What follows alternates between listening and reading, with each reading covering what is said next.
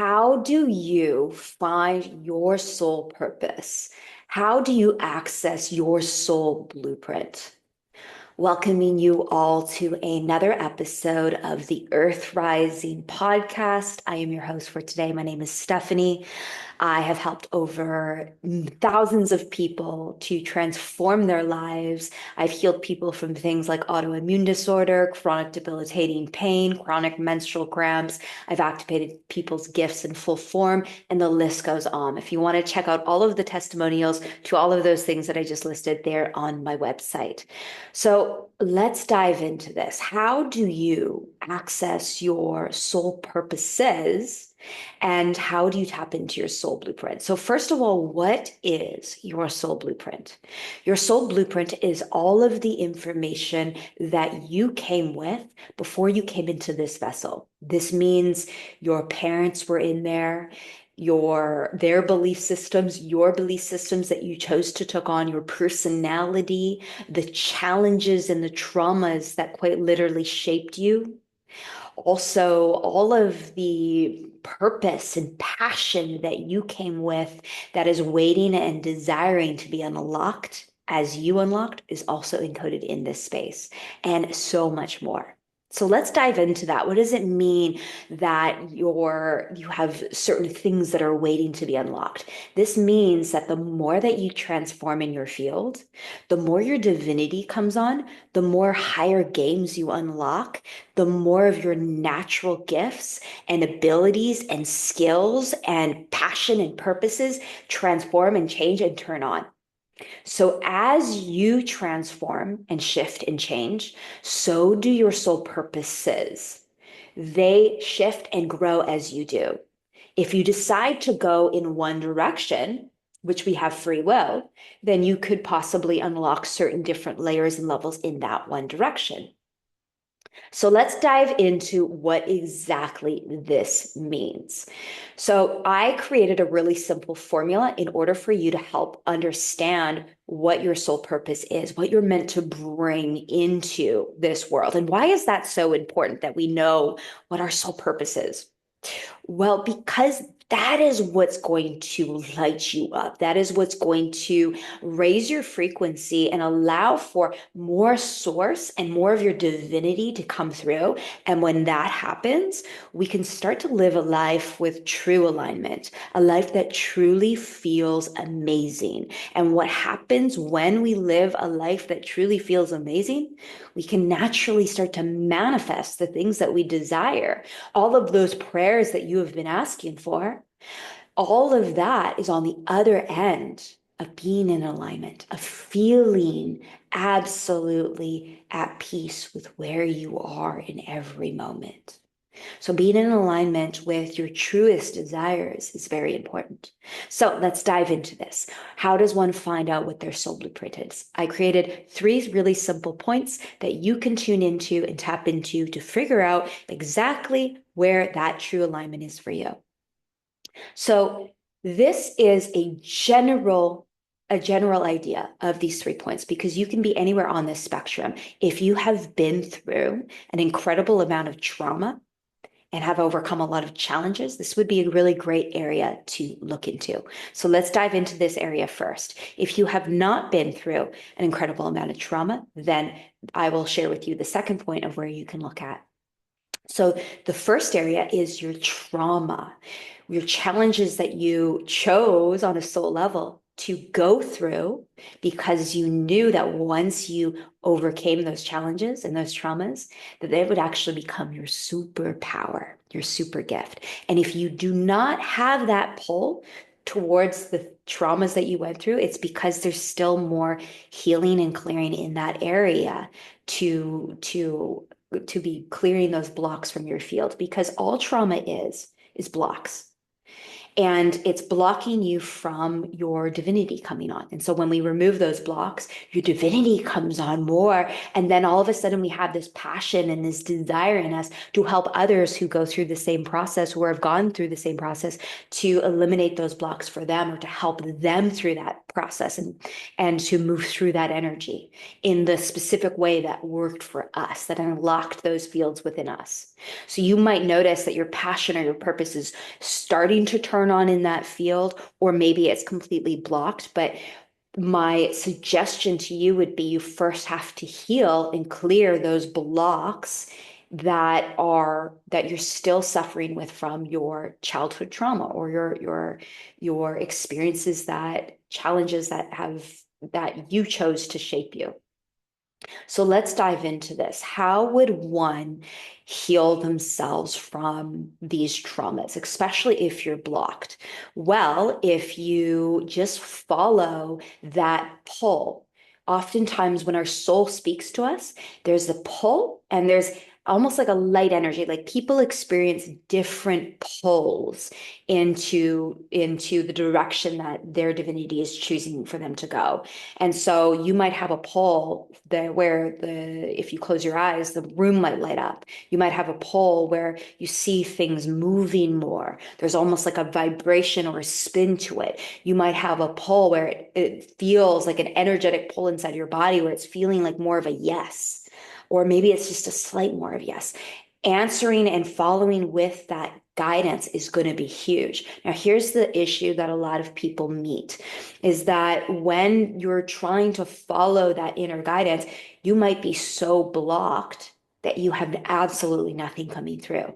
This is when trial and error is important. So you're just trying whatever it is that comes to you until you have cleared enough blocks in your field where you can start to listen to that intuition. I'm going to make my own solo video on intuition. So if you're wanting to know about how to listen to more of that guidance, please watch that video, and I'm going to go more in depth with it. For this video today, I'm really sticking into how to find your soul purposes and what's in true alignment for you. So when we look at our challenges, we look at our traumas, when we start to heal and clear that stuff, all of a sudden we're going to start to have pull. Now, most people, okay, this guidance is coming through. So most people have either had an extreme challenges and traumas in their life, and a lot of them, or they've had maybe just a little bit. And so you're kind of wondering why, how would one find out what the thing, the pull is, the thing that I'm supposed to help, and it's so random or diverse. For example, for me, I went through an incredible amount of trauma, and it was very different trauma. I'm going to throw this out there, but just so you can get an understanding of what I mean here. So, for example, I escaped from a cult as a child. I went through a form of slave labor. I was heavily abused. Parents, my father was schizophrenic, bipolar, a lot of different things, physical trauma, mental trauma to the extreme. And there was just a lot of different of those things in there. And I also felt like I was mentally handicapped my whole life. So I was actually labeled as a high functioning autistic person, and a lot of different types of trauma. So how would one, with all of that, be able to find out their like what they're supposed to help others with? So that's a really great example, because it's just kind of all over the place. And so now, like, as somebody who is embodied and has transformed my trauma, I look at the past and I go, okay, what's on the opposite end of abandonment? Okay, well, abandonment on the opposite end of that is this desire to connect people, this true desire to unify people, this passion and purpose in me to be able to use my super abilities to read things and see things and know things that other people can't, and then use that to help others transform their blocks and show them how to use their gifts, right? So that is the incredible thing of the autism. On the opposite end of that, I'm an activator. So I can activate people's gifts, and I have those abilities to help others transform their blocks so they can use their super spidey gifts. So that's on the opposite end of that. But I would have never known that until I started to do all of this healing work. The opposite end of, child slave labor and being in a cult and all of that stuff. What possibly could be on the opposite end of that? Well, you are determined. You are, once you heal from that stuff, it's like you have this very highly ethical determination and will, and almost like this movement where you never want to give up. And so you help others with these type of commitments to have that type of discipline, that self-mastery. So one of the things I teach is how to truly master yourself. Those are just examples. Maybe you just had parents that were mentally ill, that were mentally unstable, right? What's on the opposite end of this? This true desire to help others to feel calm and safe in their body, to help feel calm and safe in their central nervous system. So finding what that is for you. And so the more depth of trauma that you have, and the more variety of that trauma, the more areas you're going to be able to make a positive and powerful impact to the people. And the more depth and powerful energy you're going to be able to make an impact to the world as well. So I consider it that the more density you had to overcome, the more of an impact you have as a probability, if you choose to overcome that you can positively impact the world. And for me, for example, I had my throat chakra blocked. I had all of these things blocked. And now I'm going to be a motivational speaker. I speak very well. I speak very calm. And it's like, that is the opposite of that, not being able to speak my truth, having to keep my beliefs and my truth silent, not being able to share my opinion ever. It's like all of those stuff. And I think a lot of people can relate to that. Or, once you heal from it, you have this powerful ability to speak very calm, to speak very, you can speak to people, to their soul, and that's going to really help you to help activate others with whatever they're going through. So yeah, it's when somebody is embodied in what they teach and what they share, it's like you can unlock things in people that just by simply your words, you can quite literally unlock. Like how many people have told me I have unlocked their deepest triggers just by sharing my truth and what I've done in my journey to work on that within my field. And so I do have videos on this. Please subscribe. I might do another one soon. But that is the empowerment of people who are embodied in what they teach and what they share. And when people share from a state of knowledge instead of a state of wisdom, like you can feel that. You can feel that. There is a shift that happens in the energetic frequency of like, wow, like I left and I feel really positively impacted from this person. Like I feel like I know what to do now. It's like those keys were unlocked. If you tune into somebody who's speaking from a state of knowledge, it's just there's a gap that's missing. You may have the information, but you're not plugged in. You're not anchoring energetically. Like that embodied wisdom ain't coming through your field. So because they're not embodied in the wisdom. So trauma, the challenges that you chose to overcome, either you've worked on them or you haven't worked on them. But if you have worked on them, you're going to notice these poles within your field. If you didn't have a lot of trauma growing up, which most people had some trauma, but everybody had challenges to a degree. But if you feel like you didn't have that much, but you have all of these pulls, you already are ignited in your passion and your purpose. And if you don't have that yet, you are still stuck on number one. There's still more things that are blocking you from your divinity coming in that you need to work on clearing. So you need to still remove those energetic traumatic blocks. Once you have that pull activated in your field, that excitement, that purpose, that drive, that is your soul's calling. That is your soul's calling leading you to where you are meant to go. Now, where most people hit more blocks in this area is through limiting beliefs. For example, say if you had a limiting belief that said that you weren't able to for example, say you wanted to be an artistic painter because that is a passion of yours. That is a, like, you're really just, you absolutely love painting. It lights you up. You're really, you're really skilled at it. It's just this beautiful thing that lights you up. And maybe you've even incorporated how to heal trauma through painting. Maybe that's like something like that energy of that, because that was something that helped you to tap into more of that liberation, that peace when you were painting. Maybe that's something you want to add into there.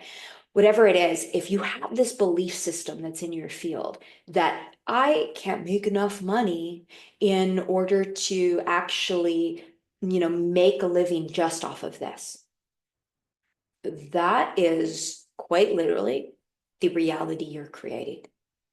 You have to have faith, 100% faith. There's no doubt. And let's work on this word God, for example. A lot of people are heavily triggered by the word God, probably to do with religion and all of that. No, I'm not against religion in any way, shape, or form, but most of my clients have shared with me that they have this trauma response that comes up with them with the word God. And that word God is, if you're not able to use it, or if you have a trigger on that word, that is limiting you as well. It is quite literally like a block that you're placing. And if you use the word like universe, and sometimes I will share, call it God, call it universe, but I just share that because I know a lot of people get triggered by the word God. But even universe, you're still putting a cap, a limitation on the word God. Because if you think about it, universe, and expand above the universe, what do you see? You see galaxies, and expand above that, what do you see? You see, even more things. It's like you just keep expanding, and it's like God isn't any specific thing. God is everything. God is infinity. God is above and beyond. It is all of the wisdom and incredible things in the world. So, when we label it as something, remember that that's also limiting us to a degree as well. So that is a limiting belief. It's really cool when we start to tap into like our limiting beliefs and we're like, oh my gosh, that's actually a limiting belief. This is also a limiting belief, because the more that you awaken and heal within your field, the more you realize like there's so many of those society beliefs that we've taken on. For example, like I was just talking about how a lot of people believe that you cannot make it as an artist. And whereas when you focus on your energy, and really it's about how you feel in every moment, do you feel calm in every moment? If you are feeling stressed, how can you come back to a state of calmness? And that is really the medicine. How can you come back to a state of calmness and ease, and knowing 100% that this situation is happening for you, for your highest, greatest good, and you do not need to know why, but it's happening for you. And that is 100% faith. So when you're having faith and you're following your passion and your purpose and your excitement, and you're knowing that you are taken care of, that you are supported by the universe, that God has got you in every moment, then God will always bring to you everything that is needed for you, because God knows exactly where you are. There's none of these blocks. There's none of these, almost like a web that's around you. It's like sometimes when we pray, we ask for things to come through, and if we're not able to receive it, it's going to show us where we're blocked. And it is our duty to not react in a negative way, but rather to understand that it's just a block that's being shown to us, that we get to choose as an opportunity to feel and process and work through it. And to rise above that energy by simply finding the calmness in it.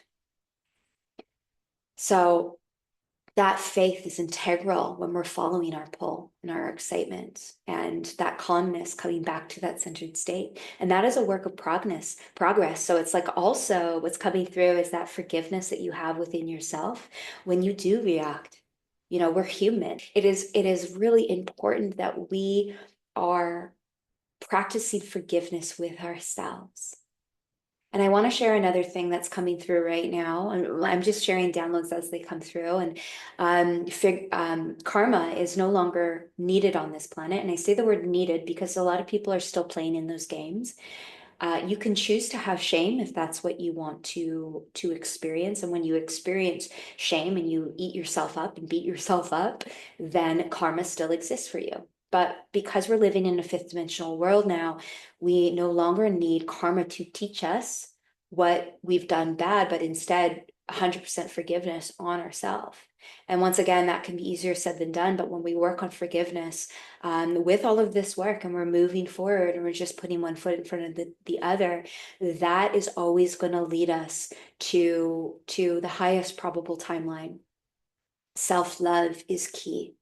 And so that is one area. So we're working on, they're also sharing with me, you never really know what you're good at as well. Or sometimes it might be a little bit more foggier with knowing your purpose. Oftentimes people have drives, but maybe you're feeling stuck.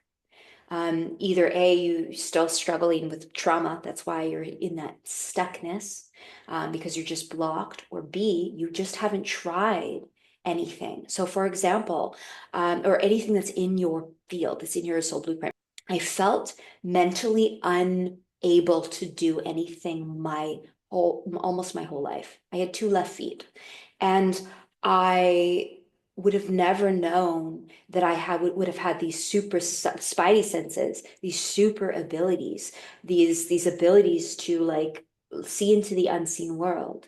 I would have never known any of that if I did not try, if I did not step into it, if I did not follow that pull, get into that uncomfortable zone and surpass that energy, that fear, that anxiety, and move through it. And I'm actually going to share with you the formula for happiness in a separate video. This goes hand in hand with the third thing of this formula, which is skill. Skill is something that is learned or something that you are born with.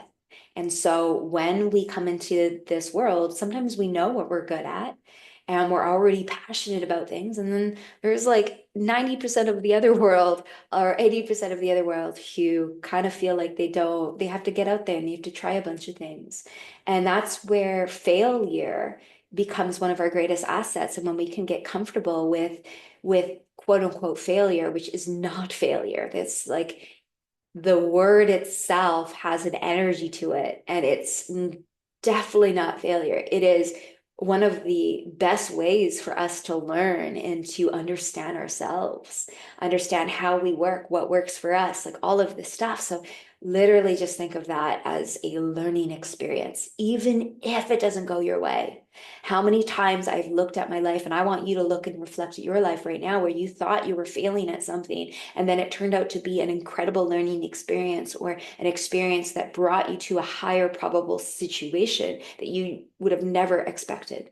So you have to get out there and you have to see what you're good at, what you're not good at, learn from those experiences, see what you can become better at. What can you add into your field that can make you super ability? So adding all this together, because we have free will, we're able to go into many different areas in these areas that I have shared, and we can unlock many different depths. So even for me, I have, as an example, I have unlocked many different areas in healing and transformation and guidance and all of this stuff, even activations. I keep becoming stronger and more powerful, and have helped an incredible amount of people do really powerful things. That is something that unlocks within me as I unlock more levels. So because we have soul purposes, as I stated at the beginning, wherever we feed that focus and that energy, and wherever we decide to choose to go, we can unlock different layers and levels in those areas. There are no wrong answers. If we think that we're only destined for one soul purpose, we are missing the point entirely. You have many soul purposes. And it is really about coming back to a centered place of, I feel great. And another really powerful, important information that's wanting to come through is what you seed into whatever you're doing, how you start whatever you embark on is going to either expand it or it's going to collapse it. For example, if you are starting a new endeavor and you're starting it from a place of lack or insecurity or not enoughness, or a belief that you need this, that need is a third dimensional word. You want to remove all third dimensional worlds and energies. And so all of those energies that I just mentioned are all very third dimensional. We want to come to a fifth dimensional place first before we start on this endeavor, which is faith, which is this excites me. And excitement here is not excitement birthing from I need this to get something out of this. I need this to look a certain way. This is I desire to have this because it lights me up, because it is in alignment. You see the difference in excitement there? It is huge to make sure your excitement is pulled not from ego, but from faith, from source, from God. And so when we get into that alignment first, we will always be brought to the highest optimal outcome.